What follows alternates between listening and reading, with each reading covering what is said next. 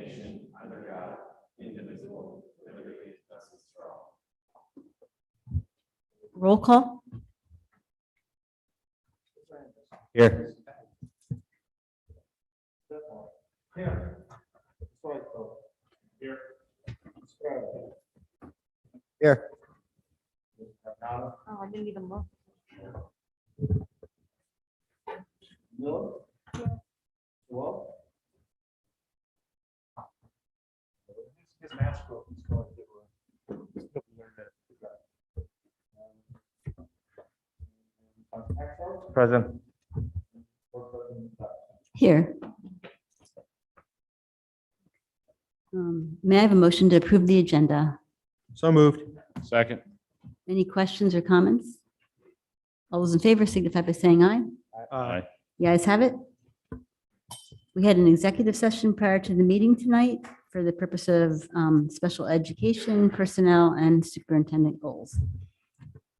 May I have a motion to approve the minutes from August 10th and August 16th? So moved. Second. I understand that there is a correction to the minutes on page 4362 at the bottom of the page. Very last sentence, it said this provision is not intended to prohibit student-to-student conversations protected by the First Amendment. Right now it says violate. So we'll make that change. Are there any other changes? Any comments or questions?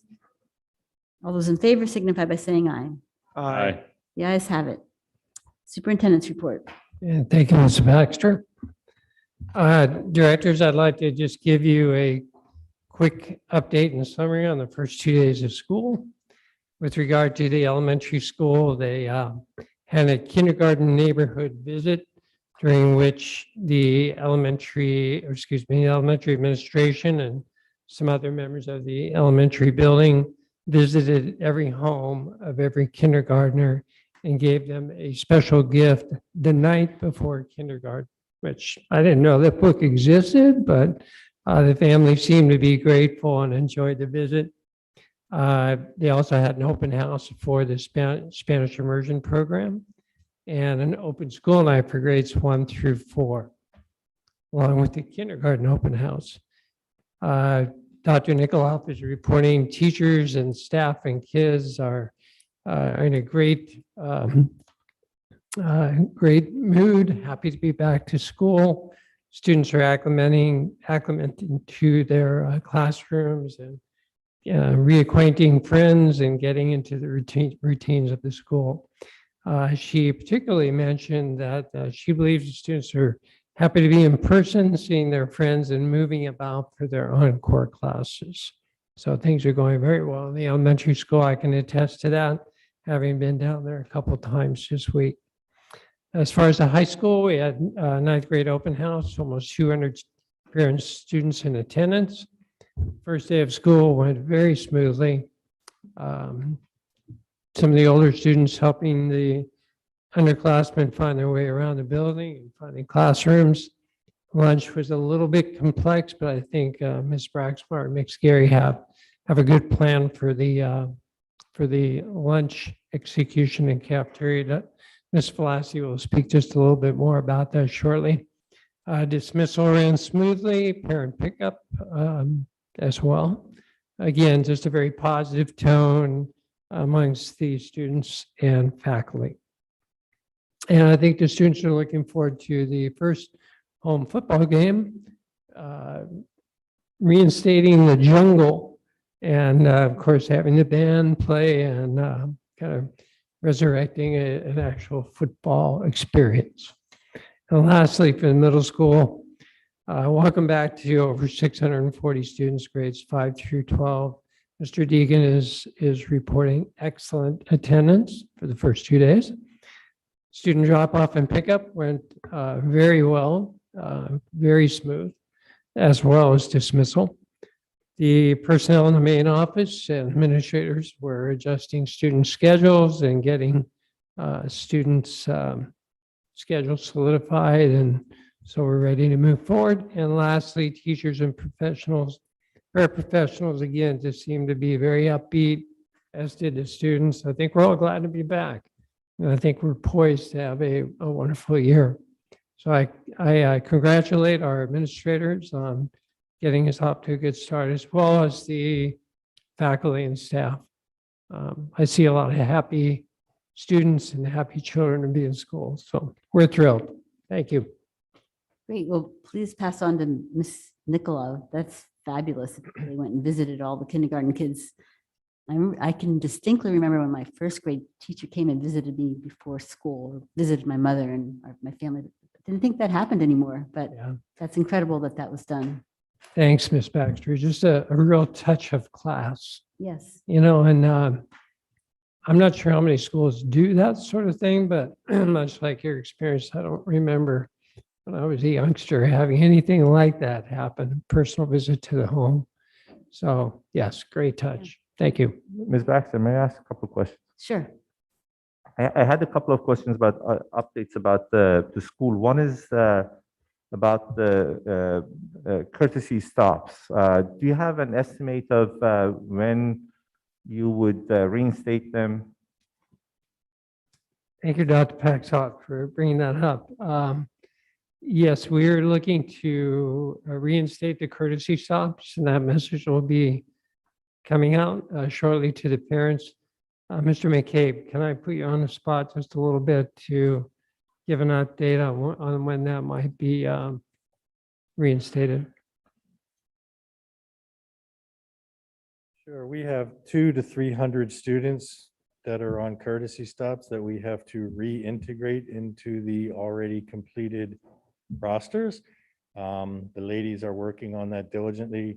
I hope to have it completed by Thursday, but I really can't confirm that that's going to happen. If we have it completed by Thursday, then we'll be starting them back up on Monday.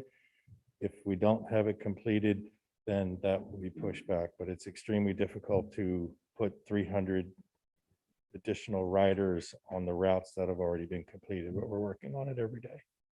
They're working yesterday and today. They're in at 5:30 and left at 5:30. So that's just a normal day for the beginning of school. Then trying to add all that is extremely difficult. Yeah, I just wanted to commend you for doing that, for reinstating those stops. Last year, we stopped them because there was no capacity on our transportation because we were adhering to a different distancing in the buses. And I think it was implicit, if not explicit, a promise that we are not going to use this opportunity or use this as an opportunity to cut any services. And the fact that they are back, I think, is important for the community to know that that we are going to go back to what we had said. So I appreciate what you do. The other question, Dr. Butler, I wanted to ask was, Thank you, John. Thanks. is there last year we had a health and safety plan that was specific to the athletics, and that was something that came out of the IU, and I think the members of the league, also member districts of the league, were part of that. Is there such thing this year, or are we operating based on the general schools health and safety plan? I don't think that that's the proper health and safety plan. I think we need to visit that and potentially make changes for the athletics. And I was just wondering if that's something that other districts are doing, or does the league do that, or any information about that? Sure. If you can share, I appreciate it. Sure, Dr. Paxott. Yeah, thanks for the question. So the answers would be no and yes. Yes, we're operating on the general health and safety plan that's been developed and approved. I have not heard many schools, if any, actually, that have developed a separate athletic plan. And that's not to say that we can't. Some of the schools have a tiered masking plan, which involves some athletic barriers or some athletic guidance in that as well. But talking to my colleagues, I'm not aware of nor are we expected to have a separate athletic plan per se. It doesn't mean we can't, that's for sure. Yeah, so this is a general comment. Uh, I don't think it makes a lot of sense for me to have restrictions on the athletes. They are not 3 feet apart. They are not adhering the rules of the CDC. So you know what we said for the masking and the CDC rules was based on the assumption that kids are sitting in classes that are on a grid and they're 3 feet apart and so forth. And now there is some added benefit to masking in terms of compliance. Here we are not. So I just don't understand why we are imposing a additional burden for them actually exerting themselves either in the volleyball court or other athletic activities that they're engaged in. And they're going to be all close contact regardless of that. So I think this is just nonsensical to me.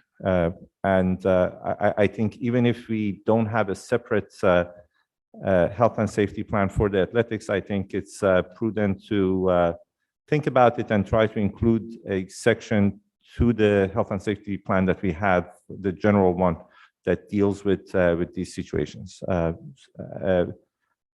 At the end of the day, you know, they are also the ones that are supported by the district. They are kids who are older, kids who are eligible for vaccines, and it's you know, I've heard a lot of it. I'm sure you know you and others on this board have personal maybe experience with that. That last year kids were passing out because on the basketball field they were running across the field as fast as they could with the mask. It was just not an appropriate situation for them. Okay, thank you. Okay, courtesy of the floor to visitors, agenda items only. Anyone? We have someone. Oh, sorry, come, yes. Okay, I have a question for the board to start. My name is Margaret Optoff, and I live at 2700 Reddington Road in Hellertown. And I have a question for the board, so to make sure I'm asking the right question myself. Have you finalized what's going on in the cafeteria as far as masks and optional masks? Well, it's really not a question and answer session, but we're going to have that discussion tonight, and I actually don't know much about it, but I'll turn that over to Dr. Butler.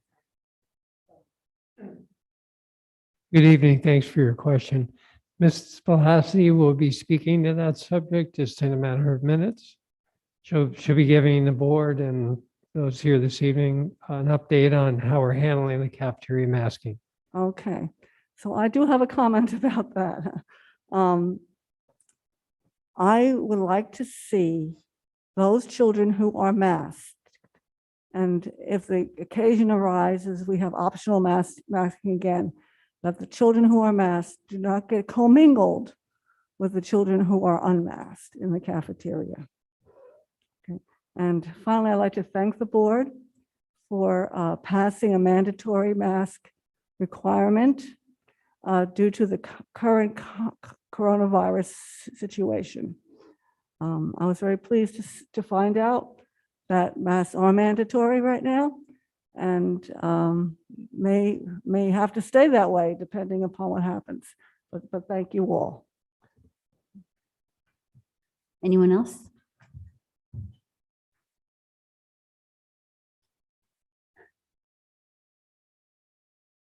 Good evening, Victoria Optoff Cordero, Woodfields.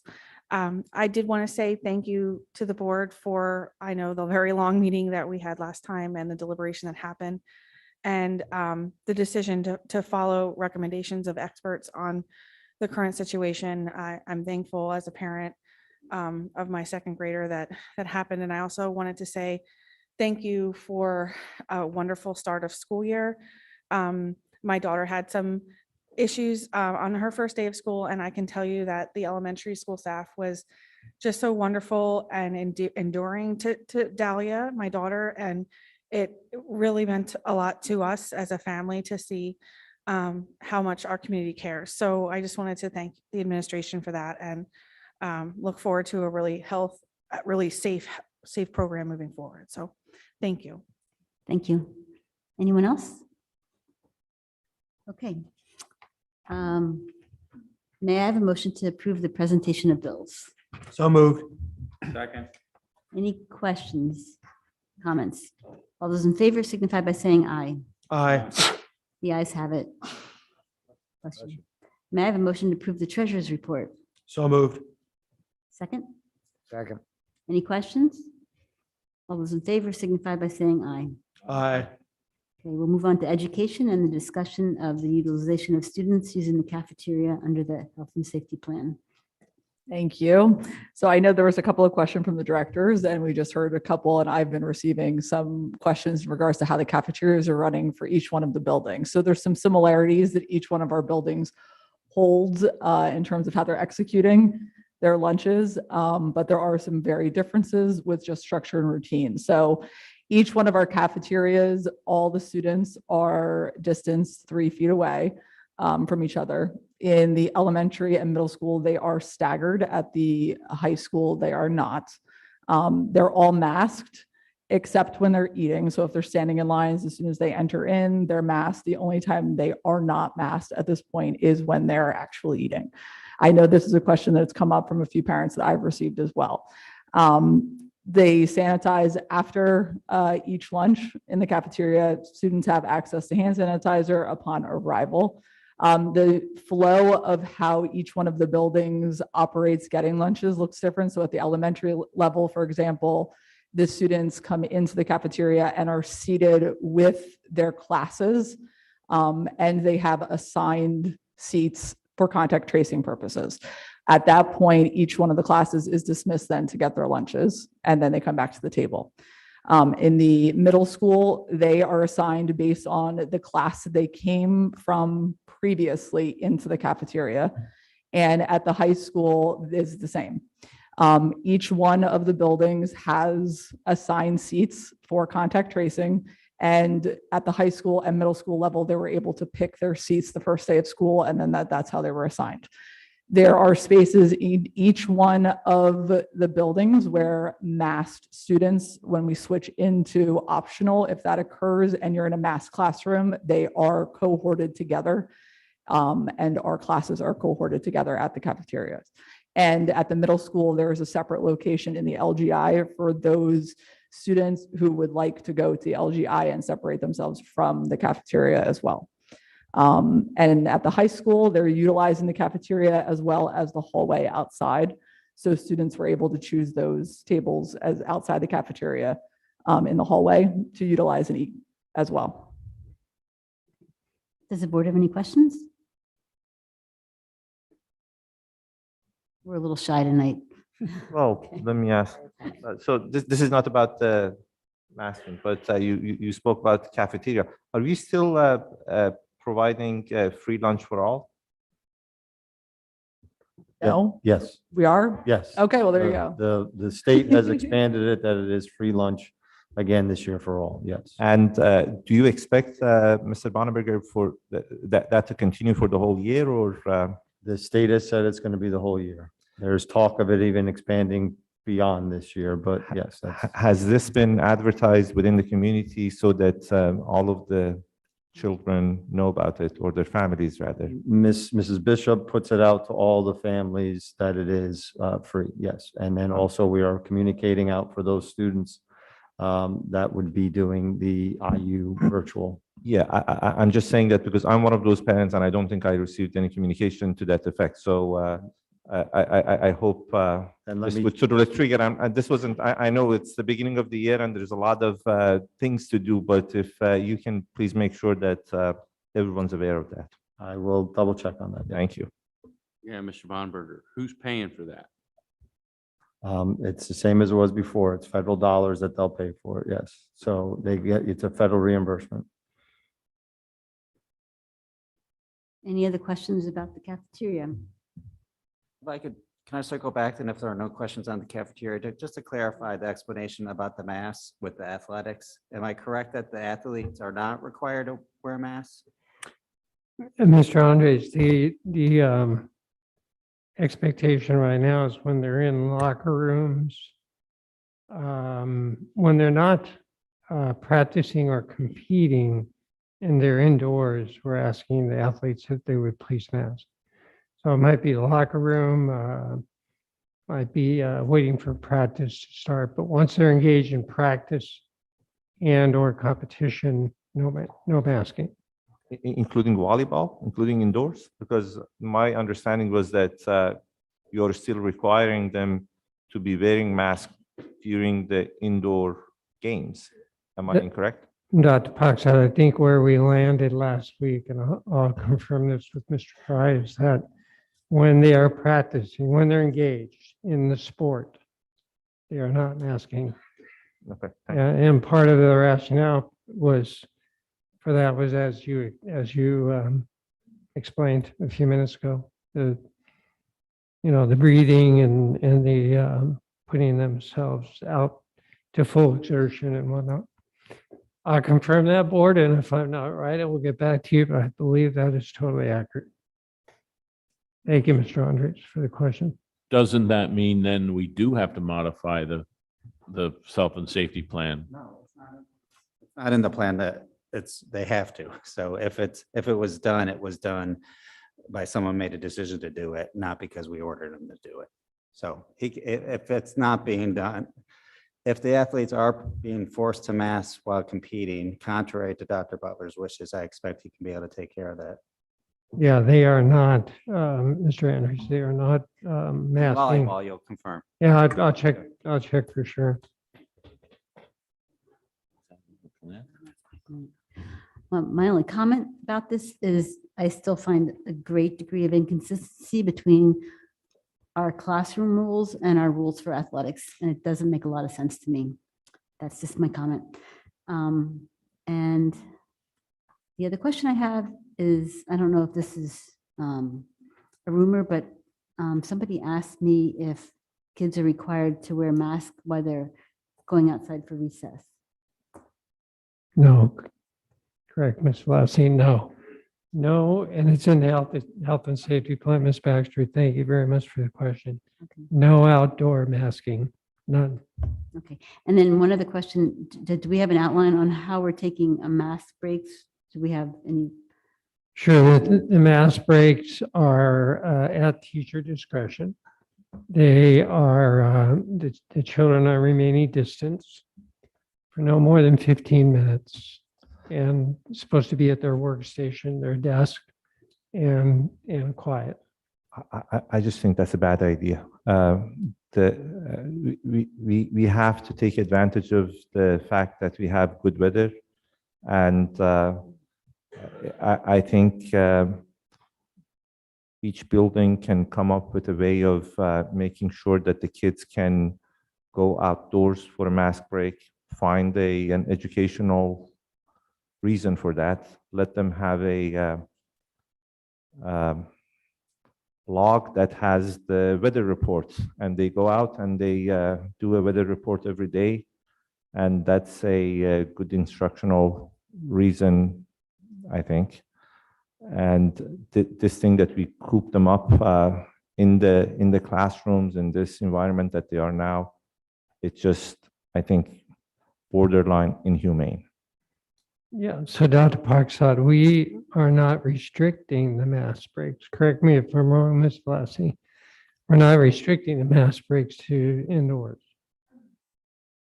What percentage of the mask breaks are happening outdoors, Dr. Butler? That's the question, is whether it's actually happening or you're allowing them to do, but nobody does it. So, I think every opportunity that we have to get them to an environment where they can take the mask off, we should take advantage of it, as opposed to saying that, do I have to do it? And then, a lot of the times, people sort of like say, oh, I'm just going to stay in. Okay. Yeah. I agree with Shamim. I think it's important to get the kids outside, to hold as many classrooms as we can outside. Kids remember that too. It's just kind of a special way of learning, and I think it's good for the whole community. it's good for them educationally. This is regardless of COVID. This is one of those things that you've heard me talk about that, before. And this idea that we just have the kids stay inside for basically the whole day with a very short recess, it's just not a good idea. There are lots of experts who would tell you that. There are books that are written on that. And then now in particular, we are in this situation where there is a huge difference between the experience that they have indoors and outdoors. And outdoors, they can take their mask off and they can have a breather. I think we should take advantage of every opportunity we have. It shouldn't be really left, one of those things that shouldn't be left to a lot of discretions. I mean, this is your discretion and the principal's discretion. I hope they will use that. I'd like to ask if any teachers requested that they can adjust their classrooms to be wherever they would like. One more time on that, Mr. Chairman. Do the teachers have the option of adjusting their classroom settings to wherever they would like? Yeah, We have some pretty quick teachers that may be already doing what we're saying. yeah. And we were. And I don't want to be missing that this is in process already. Yeah, sure. We were doing, as you recall, breaks outdoors. I think midway through the year, so last year to the end of the year. So Ms. Velocity and I will report back to you on this matter. We appreciate your suggestions. Thank you. Thank you, Dr. Love. You have some, James? I think you're correct, Mr. Carvin, that we have teachers who already optimize the weather. So I don't want to say that none of them are going outside for classes because we saw that definitely happening. So Right. I think the majority of them are trying to utilize it for a masking break, not necessarily utilizing like the entire class period outside. But there are teachers, if any point in time you visit our campus, you'll see that there's classes usually walking by, taking masking breaks. So I don't want to say the majority of the teachers are all utilizing that, but it would be something that we would obviously promote now. That's because I thought that was one of my suspicions that some teachers would do that. already. But thanks. Yep. Mrs. Baxter, I just want to let you know that Mrs. Magnata has joined us also. Okay. So she's, Hi, Tracy. Hi, thanks, Dave. Tracy, did you have anything you wanted to say since you just jumped in, or you're good? I'm okay right now. Thanks. Okay, all right. Okay, well, I think we've finished the discussion of the cafeteria under the health and safety plan. If we have any new items, we can bring them up under new business or old business. So may I have a motion to approve the attached list of surplus and obsolete items? So move. Second. There's a second comment section. There will be another comment section at the end of the meeting. Yeah. That already occurred, yeah. Okay. Did we have a second on that? Okay, any comments or questions? All those in favor signify by saying aye. Aye. Okay, under personnel. Dr. Butler? Yeah, Ms. Baxter, I'd like to congratulate Michael Marini, one of our instrumental music teachers in the district, for acquiring tenure this past August 20th. Congratulations to Michael. Great young man, good teacher, bright future in front of him, and I think he's a tremendous example of what the state would like in a great teacher and one who's totally dedicated to the kids. Thank you. Okay, thanks. All right, I'd like someone to move motions 1, 2, 3, 4, 5, 6, 7, 8, 9, 10, and 11. So moved. Second. Okay, and the first one is a retirement of an administrative assistant, Diane Chernosky. The second is resignations. The third is approve a full-time custodian. 4 is part-time bus driver. 5 is approve an unpaid leave, an FMLA. Number 6 is to approve an unpaid medical leave. 7 is substitute custodian. Approval of substitute teacher list is 8. Number 9 is long-term substitutes. Number 10 is dedicated day-to-day substitutes. And number 11 is mentors. Does anybody have any comments or questions? All those in favor signify by saying aye. Aye. The ayes have it. May I have a motion to approve the attached conference and travel request? So moved. Second. Any comments or questions? All those in favor signify by saying aye. Aye. The ayes have it. And may I have a motion to approve number 13 and 14 fall coaches and So move. a long-term sub? Second. Any comments or questions? All those in favor signify by saying aye. Aye. The ayes have it. We have nothing under facilities. No, Oh, I'm sorry. just one no, it's fine. Oh, one no. Oh, okay. So there's a no for number 13. Okay. There is nothing under facilities or finance. Okay. Is there anything new with the community outreach partnership? Not at this time. Bethlehem Area VOTEC? Our meeting is next week. Okay. The IU? We'll be meeting tomorrow. Okay. PSBA? Hellertown Lower Saucon Chamber of Commerce? Nothing. Saucon Valley Foundation? Nothing to report.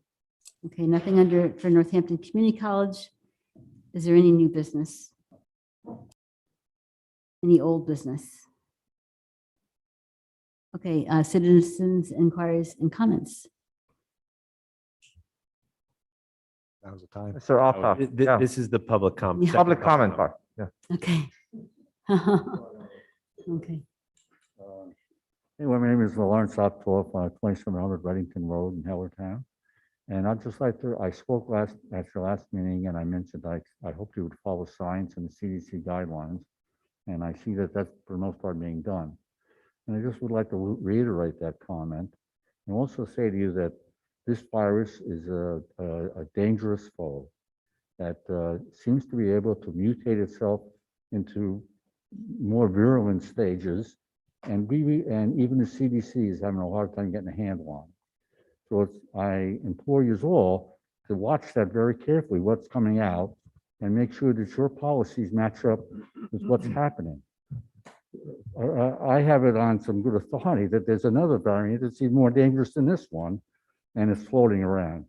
So if that's true, I'm not saying it is, but I've heard it from the Red Cross, that you might find yourself in an even more perilous position later on in the year than you are now. And so let's all be careful with that. And another thing I want to mention too is that in Florida, which is, they operate, you figure, the opposite that we do, right? In the summertime, we're outside. They are inside because they want to be in air-conditioned rooms. So now is the time when they find themselves in a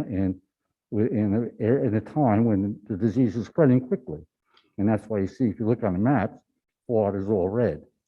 But in the wintertime, it's going to flip. They're going to be outside because that's the time of the year that they like to go out, and we're going to be inside. So keep that all in mind. Thank you. Thank you. Anybody else? Okay. I will just say that we as a board, along with the administration, will continue to revisit the health and safety plan as we move forward. Considerations that we will take into our any new decisions will be the contact tracing, the quarantine rules, and the number of cases. Susan, I have a question. Yes. The health and safety plan that is on the website, doesn't it address visitors and masking? I believe that everyone that's currently supposed to be in these buildings are supposed to be masked. Is that not the case based on our plan that was passed? Mr. Fitzgerald, can you comment on that about board meetings? Yeah, I'd have to look at the plan specifically to that language. If the language is broad enough for all, not just school settings, but for all, then it would be the expectation at subsequent meetings that participants would be required to wear a face covering. Okay, well, I'll work with Mr. Bonenberger and Dr. Butler and Ms. Velocity, and certainly that I think what we'll want to do is then roll that out for subsequent meetings, if that's the expectation. Yep. So you'll let us know what, Absolutely. okay, Yeah. and that would be another consideration that we'll look at as well. Well, and if it says it already, we would expect that for subsequent meetings, Right. whether it's a board meeting or, whatever other gatherings occur. if the board wants to relax that, that would be something that we would want to take at a it would have to be done at a subsequent meeting. Right, okay. Yep. All right. Ms. Baxter. Yeah, I did get a confirmation from Mr. Fry. Volleyball is not masking when engaged in practice or competition. Great, thank you very much. You're welcome. Okay, the next meeting is September 14th at 7 PM and then September 28th. May I have a motion to adjourn the meeting? So moved. Second.